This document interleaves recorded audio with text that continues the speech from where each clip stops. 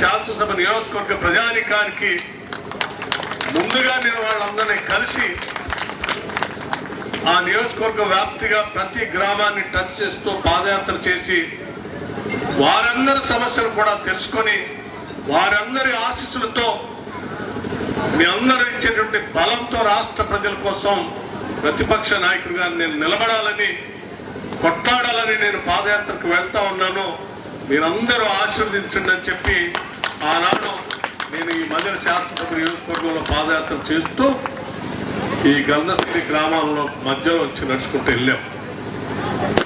అలా వెళ్లే కార్యక్రమంలో భాగంగానే ఆనాడు గంధశ్రీలో ప్రజలందరినీ కలుసుకుని ఇక్కడ ఉన్నటువంటి శిథిలావస్థలో ఉన్నటువంటి శివాలయాన్ని ప్రత్యేకంగా చూడటం జరిగింది.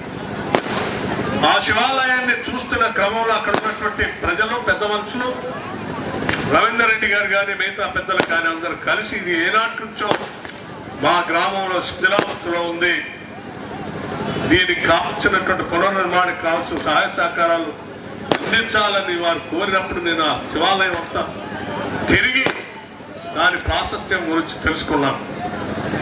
ఇది ఈనాటి దేవాలయం కాదు, ఎంతో పురాతనమైనటువంటి దేవాలయం. దాదాపు 12వ శతాబ్దంలో ఎప్పుడో కట్టినటువంటి ఆనాడు కాకతీయులు పరిపాలన చేస్తున్నటువంటి ప్రతాపరుద్రుడి సమయంలో కట్టినటువంటి దేవాలయంగా ఇక్కడ ఉన్నటువంటి పెద్దలందరూ చెప్తే తప్పనిసరిగా ఈ దేవాలయాన్ని పునరుద్ధరించేటువంటి అవకాశం నా నియోజకవర్గ ప్రజానికం, రాష్ట్ర ప్రజానికం అంతిమంగా దేవుడు ఆశీస్సులు కలిగిస్తే తప్పనిసరిగా వచ్చే రోజుల్లో ప్రభుత్వాన్ని తీసుకొని వస్తాం.